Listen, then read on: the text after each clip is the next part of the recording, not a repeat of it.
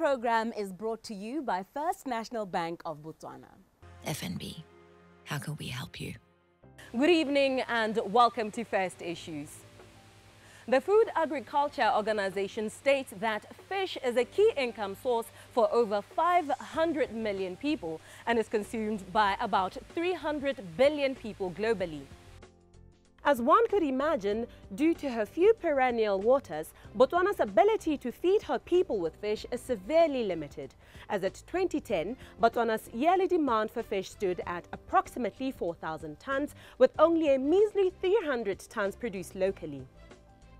This leaves an excess of 3,700 tons to the South African, Namibian and Zimbabwean fish importers.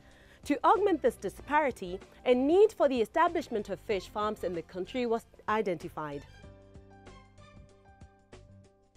Nonetheless, due to its capital-intensive nature, fish farming in the country is one sector that is yet to be tapped into on a larger scale. A research paper from the University of Botswana Okavango Research Centre indicated that one of the challenges bringing about the sluggish growth of fish farming is invariably insufficient data that create misconceptions about the value of this sector to national planning officers who then fail to see the importance of the sector in national development planning. Be that as it may, the Chaba Bream Fish Farm was born in 2010 amid these said misconceptions. Situated at the heart of Botswana's tourism hub in Kasane, the project boasts one of the biggest reticulation aquaculture systems in southern Africa. The farm produces about 35,000 tilapia fish every month and supplies other smaller fish farmers with juvenile fish. On the program tonight, First Issues journeyed to Kasane to speak to one of the owners of the farm, Ricky van Graan, who tells us that the project was born after realizing that the natural fish stocks in the Okavango River system was being depleted, leaving many without an affordable source of protein. She also tells us of some of the frustrations they've had to deal with to become one of the very few successful fish farmers in this very virgin industry, and shares where they have set their sights for the future. We were originally cattle breeders, cattle farmers. But when we investigate the beef industry in Botswana, we saw now it's better to farm with fish. If you want to put sustainable protein production and sustainable food production, if you want to do that or embark on that industry, we found that the beef industry was much in shambles at that stage. That was now, I'm talking about almost 7 years ago. So we investigated and see there is a very big need for fish, fish as a protein in Botswana. So what we did is my husband sat in Cape Town and he saw this piece of land and he said, now this is going to be perfect for fish farming because there's not a lot that you can do. There was like a lot of rocky soil on here. So we found the soil, the location perfect for fish farming. We contacted the owner, which was Mr. Jonathan Gibson from Chobe Farms, and we rent the land from him. So we embarked on the reticulation aquaculture system, which means that we can farm a lot more fish in a smaller quantity of water. So in, say for instance, 1 cube of water, you can produce a lot more protein than you could, than the land that you use for beef production. Ricky, fish farming is still a very juvenile industry in the country. How have you managed to navigate the gaps that present with such a virgin enterprise? It wasn't easy, but we didn't really think we would encounter so many problems and so many challenges, to be honest. We started off with and thought, well, within the first year we're going to be in production, we're going to have plenty of fish on the table and we could sell to everybody. We originally planned this just to supply fish to the local people, or in the Kasane area. We never thought it might explode to such an extent as it does, as it's doing today. So we really didn't think it's going to be that big or that extremely popular. But when the process grew and we climbed all these mountains of bureaucracy and we saw that there is a very big market here, we had to expand, and that is when we got in more partners to see how quickly we can expand this. Although we still encounter a lot of environmental issues and other challenges, there is a very big, almost unlimited market for fish. And also the stocks in the river are extremely depleted. So we thought, well, to put fish on the table, affordable, it's affordable product and everybody can afford it. And Botswana fortunately love fish. The people is crazy about the taste of the fish. So it becomes an extremely popular product. And that is why we embarked on this mission and we expand it by now. Ricky, let us roll back to when you said that you're experiencing some environmental issues, you've run into them. Obviously with an enterprise of this magnitude, there's issues of water conservation, environmental conservation. How have you managed to, keep that in mind?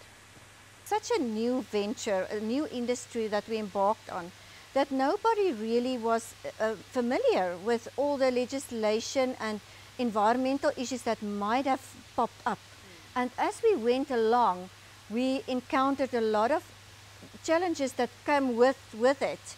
Not even the government or government officials or the ministries that we were involved in really knew where we really fit into. We were in a town planning area. It was agriculture. We live on a farm, but now it's fisheries and nobody knew where we actually fit into. So we didn't really think that we're going to encounter so many issues, but we dealt with it as we went along and we took it one step at a time. Unfortunately, we had to, it was very bad on our profitability because the project is still not profitable due to the vast investment that we had to make.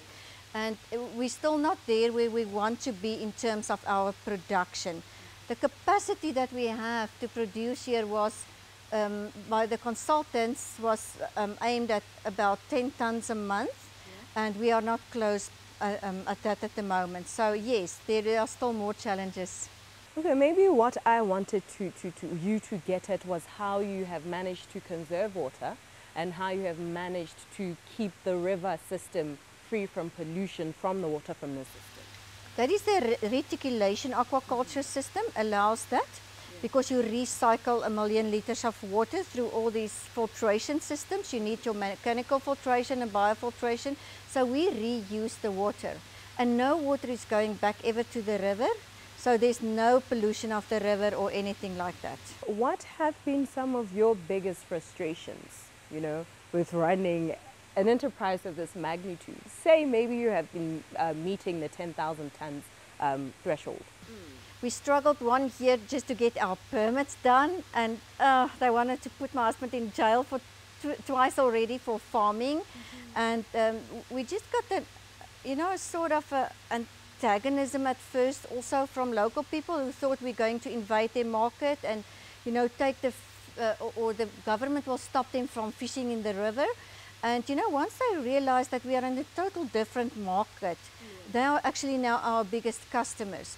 So our biggest challenge or biggest frustration was really bureaucracy to overcome that. In terms of the environmental issues, we waited now in total 3 years already just for environmental impact assessments to be done. For that expansion project, we waited 20 months, and after we wrote a letter to President Masisi, His Excellency fortunately sent somebody to overcome that obstacle. You're talking about expansion. What sides have you set yourselves on for the future of this project? It all depends on the demand. Where we came from, we were used to produce whatever the demand is. But as it grows, as the industry grows, we see there's really a sort of unlimited demand for fish. The people just stream in here and everybody wants fish, and we can sell the whole product from this little size fishy up to this fish. We've got market for it. So the market actually determines how far we will expand. And at the moment for Botswana, we are the only commercial fish farm in the whole of Botswana. There's a very big potential for export. So we want to make this industry like a flagship project for Botswana. We can export, we have a wonderful product on the table, and from everybody can utilize it and consume it. So that is what our aim actually would be. Fish farming is still a not so popular enterprise to embark on. I think the systems in Botswana are not there to support us in a new industry like that. You know, we had to go through the aquaculture, new aquaculture department, which was only recently set up in Gaborone under the Department of Agriculture. So we asked them, well, please send the students or anybody who wants training, we will train them. We will give them some practical training. They're going to measure the water quality and everything. They're going to do it themselves. It's actually very exciting. But the support that we got from government side wasn't there, and the ordinary people, they didn't really know where to go to get knowledge, you know, to get information. If they want to start up with a fish farm, the people phone me and say, Ricky, what must I do? I said, well, unfortunately, I'm not in a position to help you. Phone this person and this person in the Department of Aquaculture, and because they are busy putting systems in place, or maybe training programs in place so that they can teach the people how to farm with fish. It is not a difficult thing. And you know the thing that I think that scares people, they come in here and they saw this very expensive, overcapitalized system, and they think, oh, it's too difficult. I will never be able to do this. And that is what we actually want to teach Botswana, is what not to do. Is not to embark on such a system which is extremely demanding on your resources. You have to have very good water management, skilled labor. You have to have so many things in place to manage a system like this, and it costs you a fortune, because you can even think on electricity. We previously had 54 pumps just to recycle the water. We finally took that off as well, but our electricity bill is enormous. So people come in here, they're actually scared, and they think, oh no, I would rather not do fish farming. But to train them is not a big thing, and we can still get there where we want to train especially youth, or they can come here as an attachment that we suggested to the Minister of Youth and Culture, that we can take students on who's really interested in doing this. We don't want to embark on that training course or training mission if people are not really motivated and interested to invest in this business. No, because it's not going to cost them nothing. It's like a wild animal. You must teach how to feed your animal, when to harvest it, how it must grow. You must have feed ready for it. So there's a lot of training and responsibility in dealing with wildlife.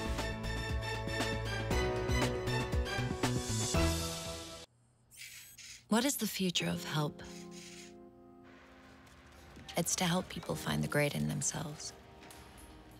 The drive, the passion. Help them find their true potential. Help them stretch. Help them grow. That's why we help people help themselves, help the world, because a little help goes a long, long way. FNB, how can we help you?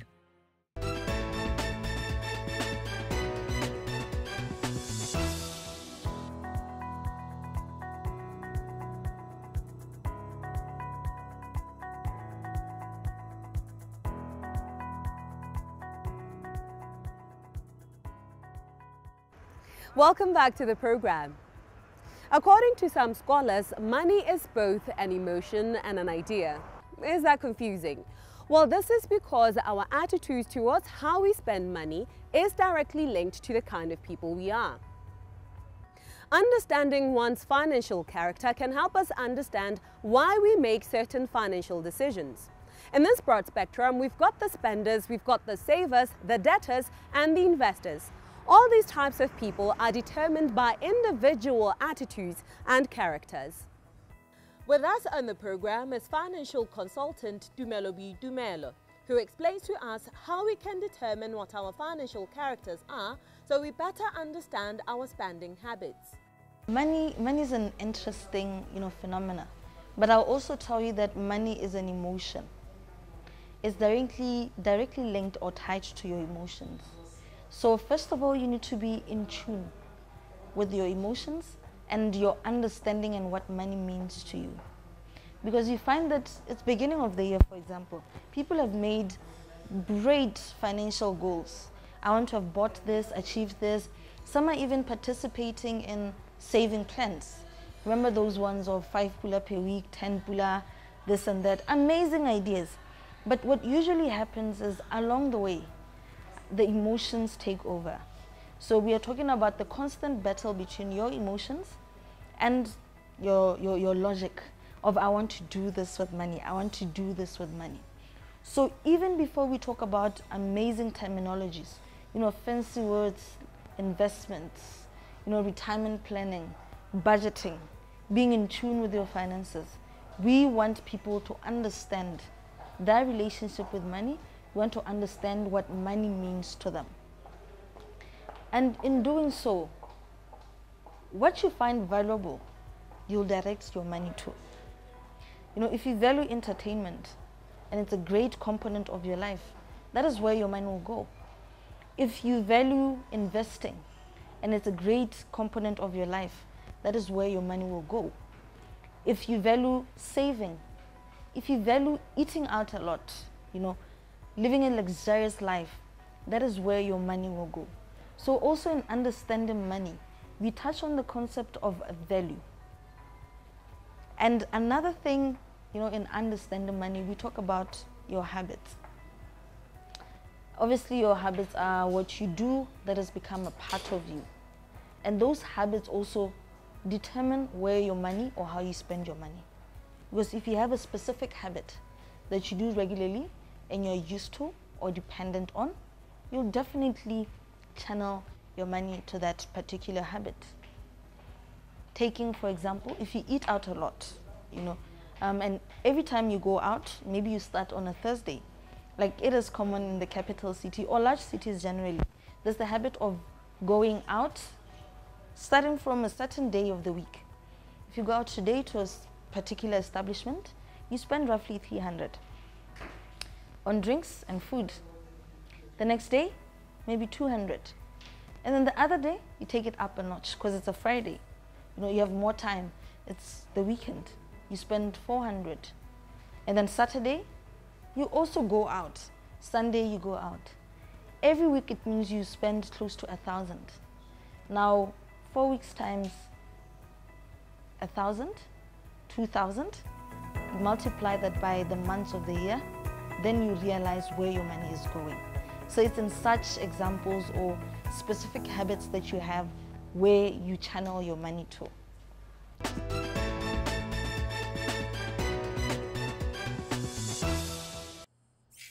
What is the future of help? It's to help people find the great in themselves. The drive, the passion. Help them find their true potential.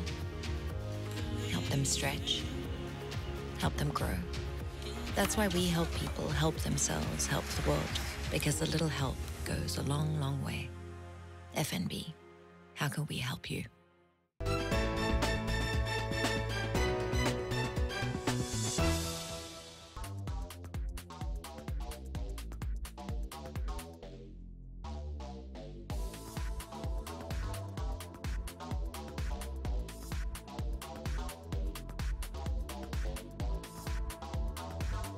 On tonight's segment of Own Your Day, Own Your Life, we learn of the end result of our consistent habit of making poor lifestyle choices.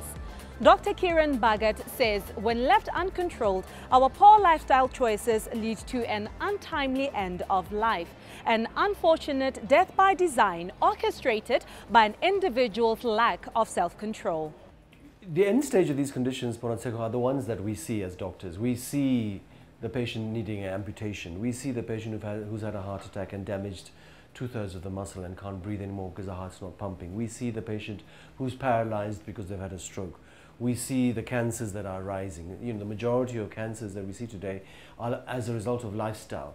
The smoking, the alcohol, the toxic foods that we're eating, the processed chemistry that we are swallowing, the toxic cosmetics that we are applying to our face, you know. We see the people who have kidney failure, who are on dialysis machines. We see the people that have chronic headaches and arthritis and are debilitated and have knee and hip replacements. So this is the end stage of lifestyle conditions.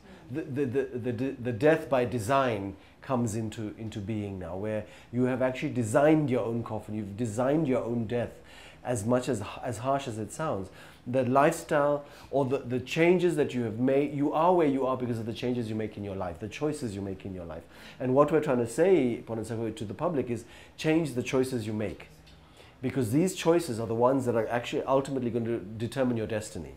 Whether you become diabetic and your sugar goes up, whether you become hypertensive because you're eating processed food with a lot of salt, whether you become a patient that has a high cholesterol because you've eaten the wrong types of unhealthy fats and you block the arteries and you need to undergo bypass operation, whether you are the patient that's developed gout on a regular basis and joint disease. So these are the end stages where patients are familiar. They're taking a cocktail of drugs. One for gout, one for blood pressure, one for diabetes, one for hypertension, one for cholesterol, one for headaches. And then you start getting patients complaining about the side effects of the pills that they're taking and take pills to counteract the side effect of those pills. And we have, of course, as you know, big pharma. Big pharma means an industry just like the food industry. There's the big pharmaceutical industry whose bottom line is no different to the line of the food industry, which is profit. So they're there to sell drugs. What we're trying to say is the drug of choice is lifestyle. The drug of choice is food. If you eat right, it's the food that you should be eating that will correct the condition. It's the exercise, it's the maintenance of a healthy weight, it's the avoidance of all the processed food. These are the things that are difficult to do, because people have to do them on a daily basis. It's easier just to buy a takeaway. It's easier just to take a can of Coke. It's easier to eat palechi because it's easier to cook. So we're trying to say, yes, it's easy now, but you pay later. And the trouble with our younger population, just like when we were, and I was once young, is that when you're young, you have this delusion of immortality. You'll live forever. I'll deal with this when I'm older. I'll have my takeaways and French fries today. I'll deal with it later. But later is never going to come. It's going to start now.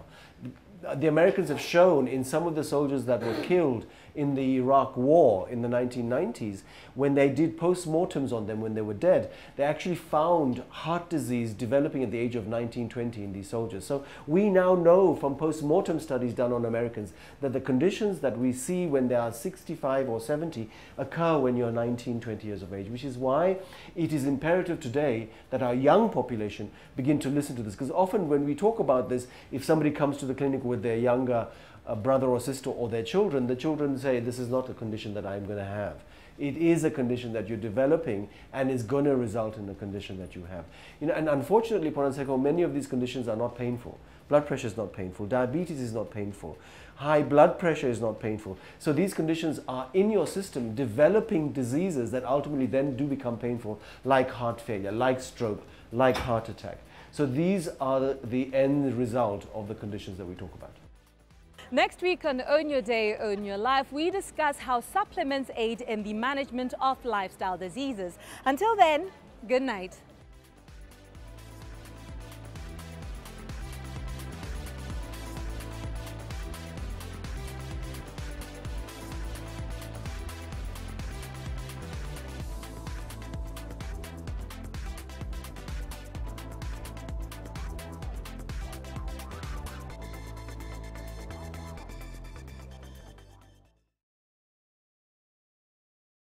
This program was brought to you by First National Bank of Botswana. FNB, how can we help you?